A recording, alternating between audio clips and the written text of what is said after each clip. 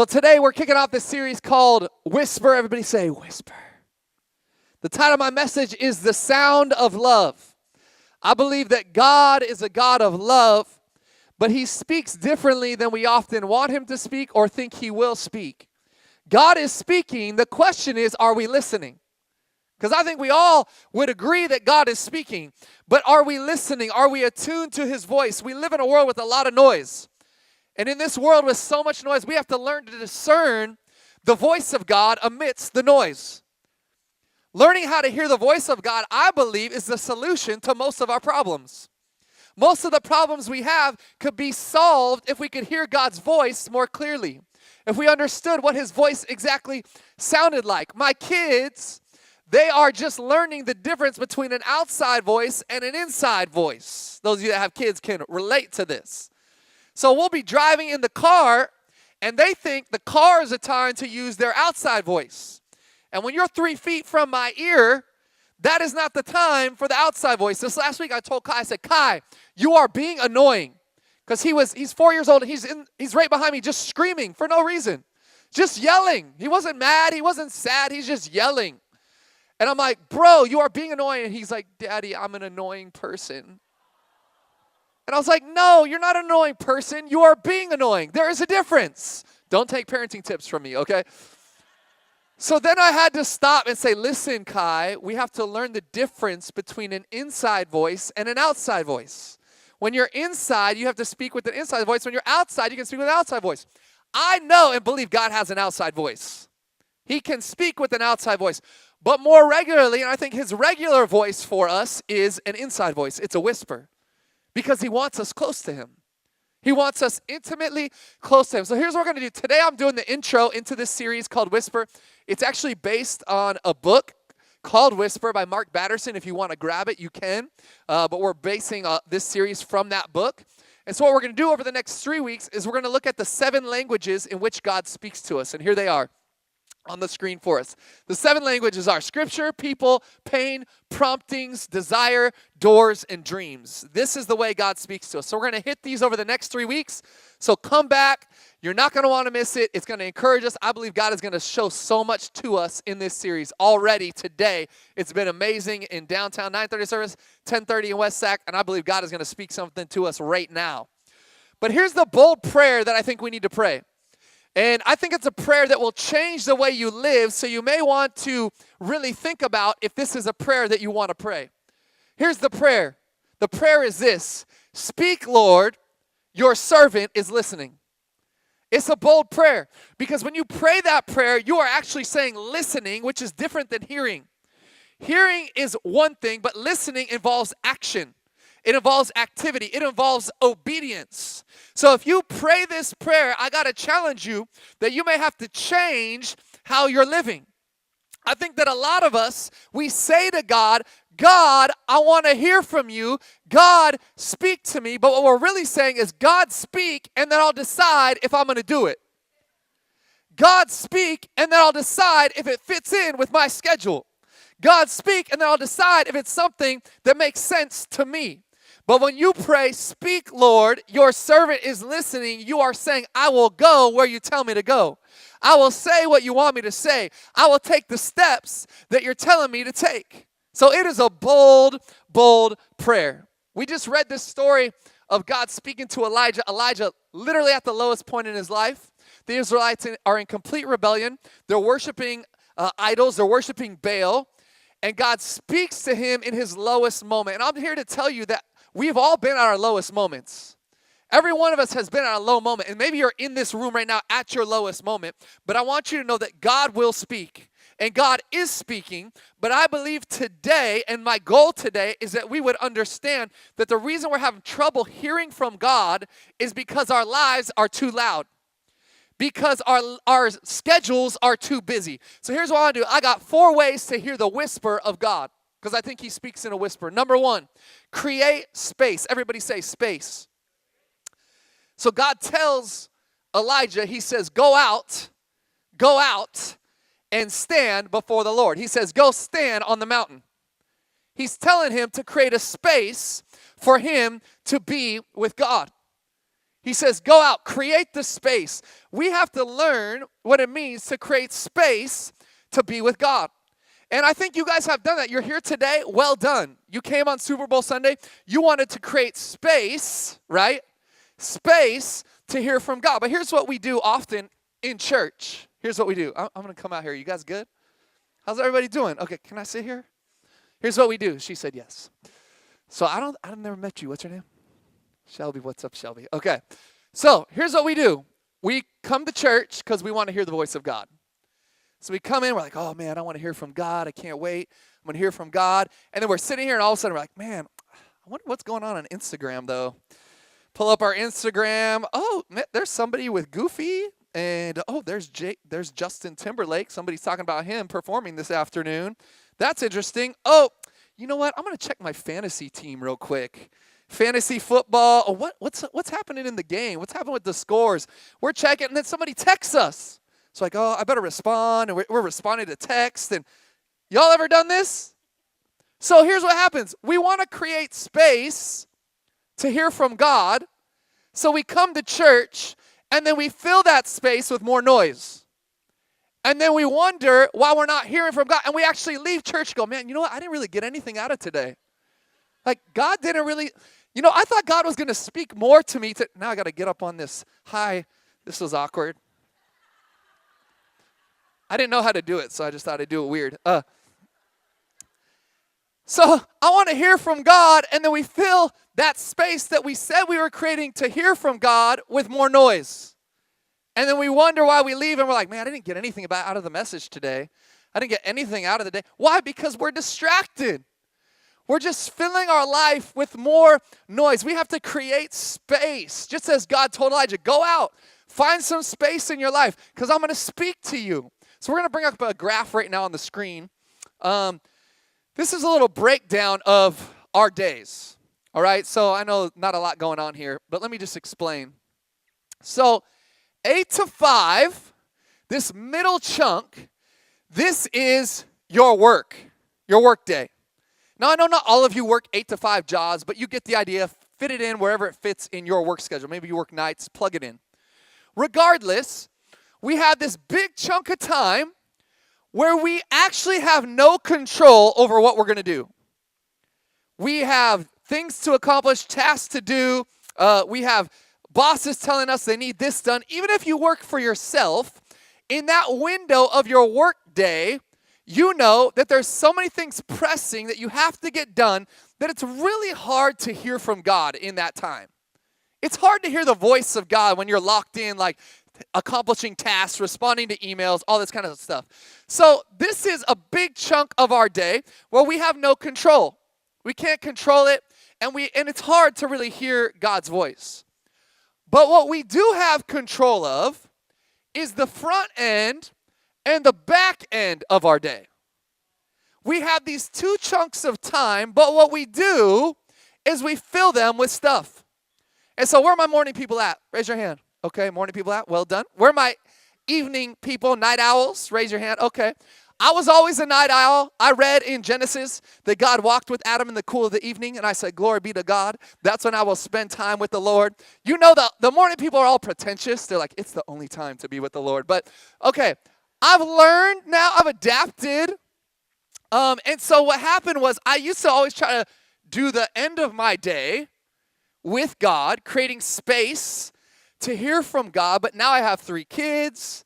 Life is busier. We have things often in the evening. They have sports. They have events. And it got to the point where by the time I got home and it was, I had a gap, I was so tired, I would just go to sleep. So it wasn't working for me. Now, I'm not saying you can't use that time because if it works for you, then do it. But recently what I did was this morning time, because what happens, a lot of us are like, we wake up in the morning, what did you do? Turn on the news, get on our phones, right? We're checking Instagram. We're watching Insta stories. Maybe we start watching a show. We're listening to music. We're listening to podcasts. We're so busy.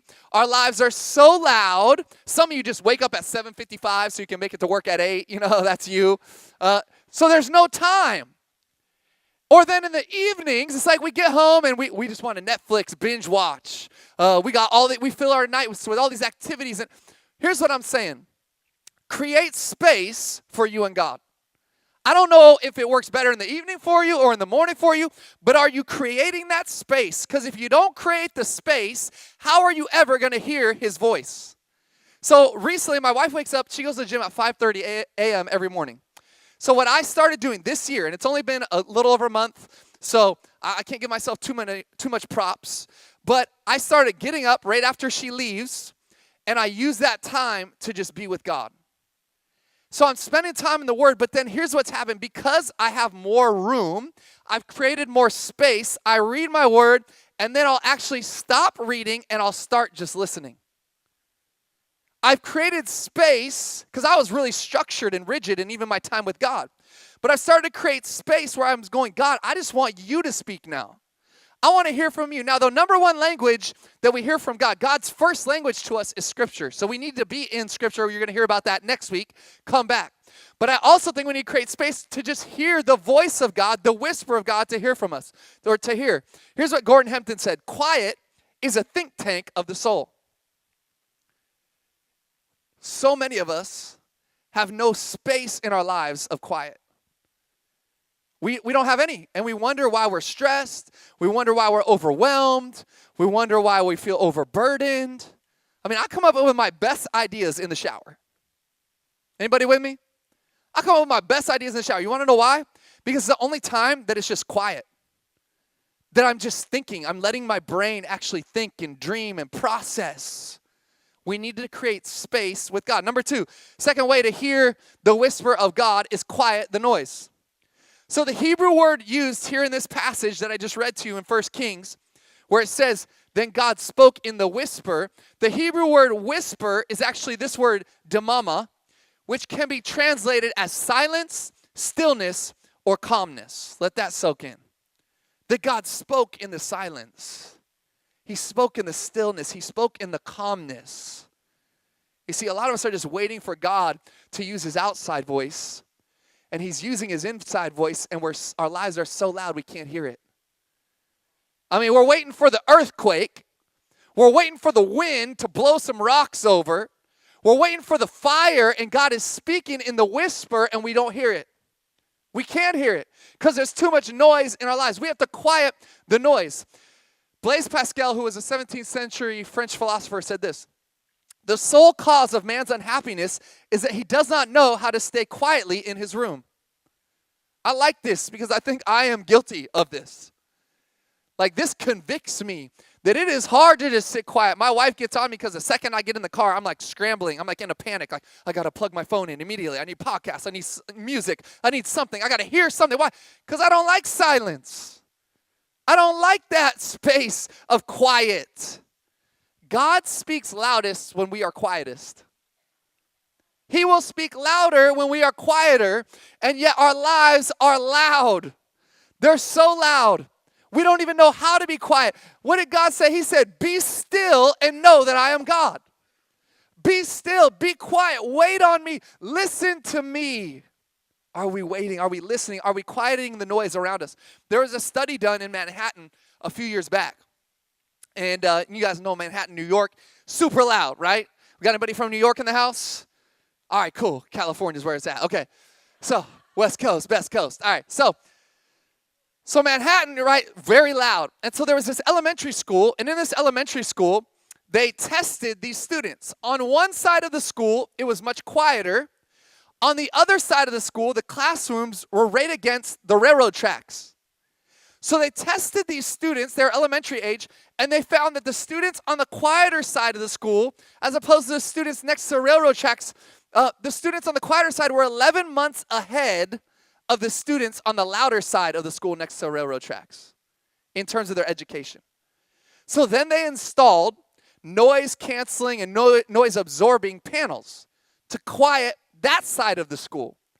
When they did this, a few months later, they tested these same students, and both sides of school were dead even. What does that tell you? It tells us that noise, the noise of this culture, the noise of our life, isn't just being detrimental to us spiritually, but it's actually detrimental to us mentally and physically and emotionally. And I want that to soak in for you so that you would think about the noise that you have in your life.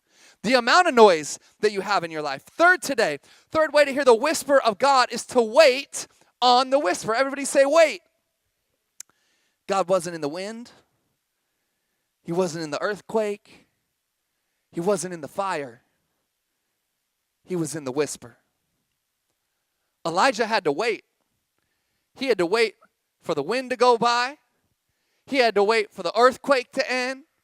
He had to wait for the fire to stop. And then finally God comes and speaks in a whisper. I think a lot of us are saying, God, speak when I want you to speak. God, speak how I want you to speak in this space that I want you to speak in, and we're not willing to wait on the voice of God. Are we going to be patient people that wait on God's voice? Because when we wait on him, eventually we'll hear from him. But most of us are not waiting on the Lord. And the Bible talks about that over and over, about waiting on God. We have to wait on his voice. And it doesn't always sound like we thought it would. He has an outside voice, but he often speaks in an inside voice, in a whisper. You know, Chrissy and I, we started dating long distance. And she was in Missouri and I was in Massachusetts. And so we started, our relationship was on the phone. I don't know if you've ever done the long distance thing. It's a challenge. But I remember waking up every morning and being so excited that I was going to get to talk to her that night. And in fact, during the day, the anticipation would build, but I would prepare for it. So I actually wrote down conversation topics on a piece of paper throughout my day to get ready. Don't judge me. It worked, all right? Hey, you got to do what you got to do. I wanted to make sure that she knew I cared about her. I cared about what she cared about. I cared about her feelings, her emotions, her thoughts. And so I would write down conversation topics. When our conversation started to stall, I just look on my sheet. Good. Okay, we'll go there. Let's talk about that. And I'd start a new conversation. So I say that to say that I was willing and couldn't wait to talk to her. So much so that I prepared to talk to her. I prepared to hear her voice. I prepared to hear what she wanted to say. Are we preparing ourselves and are we waiting on the Lord? Are we waiting to hear his voice? Waiting to hear his whisper? We got to wait on the whisper. It's not easy to wait. It's often hard. And finally today, the fourth way to hear the whisper of God is to be close. You know you got to be close to hear a whisper, right? You got to be close to hear a whisper. No form of communication is as intimate as a whisper. Josue, come here. This is my boy Josue. So Josue, stand there. So when I whisper, and if you're that far, I don't know if you can hear me. Hey, come closer.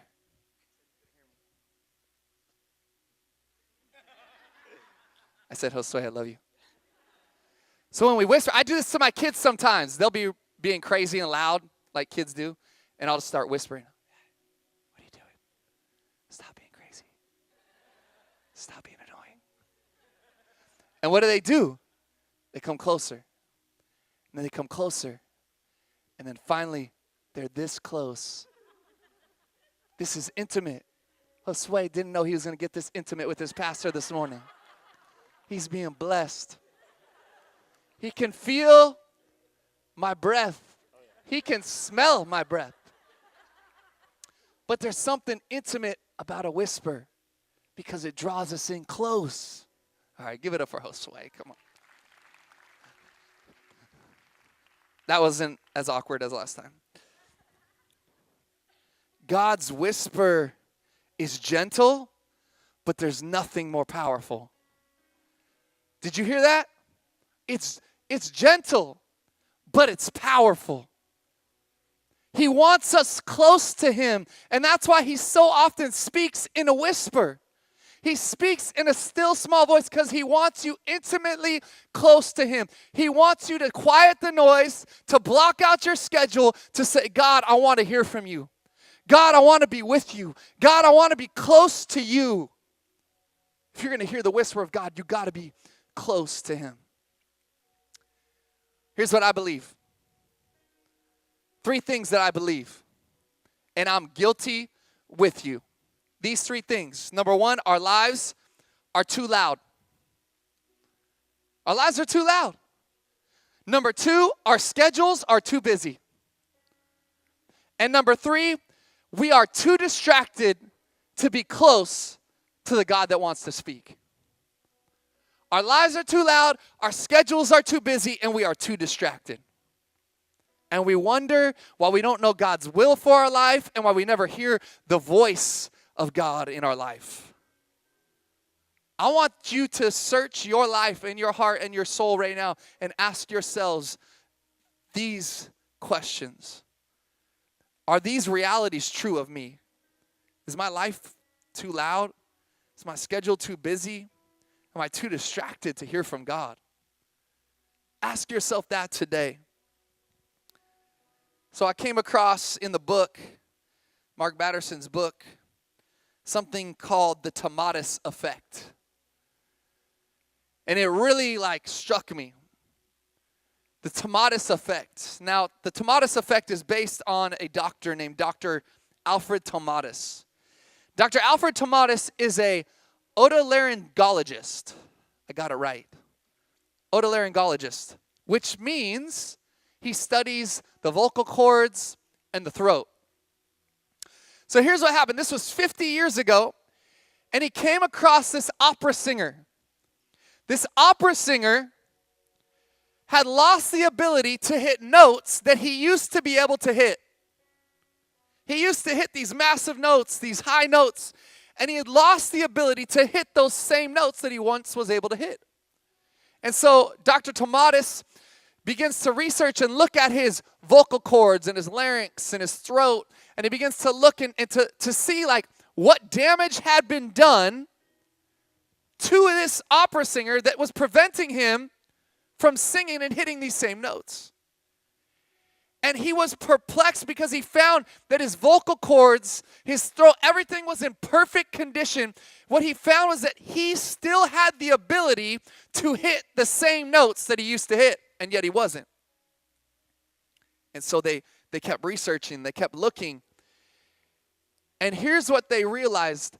The opera singer's notes are released at 140 decibels. This is louder than an airplane's jet engine. What had happened was the opera singer had been deafened by the sound of his own voice. He had been deafened by the sound of his own voice, and you cannot sing what you cannot hear. You see this? Here's what Dr. Tomatis said in his own words. He said, the voice can only reproduce what the ear can hear. Let me speak to you for a moment. The voice can only reproduce what the ear can hear. A lot of us want to reproduce the life of Jesus Christ. We want to walk out the life that Jesus has called us to walk, the life that God is calling us to walk, and the people that God is telling us to be. The problem is we are deaf to his voice because of all the busyness and the sound and the noise in our life. We have deafened ourselves. The voice can only reproduce what the ear can hear. So I want you to ask yourself right now, are you in a place, is your life set up where you can hear the voice of God, the whisper of God? And if I was honest, I would say a lot of my days, I'm not. My schedule is too busy, my life is too loud, and I'm too distracted. And if we can't hear the whisper of God, how can we live the life that God is calling us to live? Whisper. He wants you close because he loves you. He wants you close because you're his children. He wants you close. He wants you to feel the breath of his whisper because he wants nothing more than to wrap his loving arms around you and tell you that it's going to be okay. tell you that he has a plan and a purpose for your life. Tell you that it doesn't matter what you've done or where you've been or the mistakes you've made, that God still can use you in a powerful, powerful way. He wants to speak that over you today. Can you hear? Are we hearing? Would you bow your heads with me? Across this place.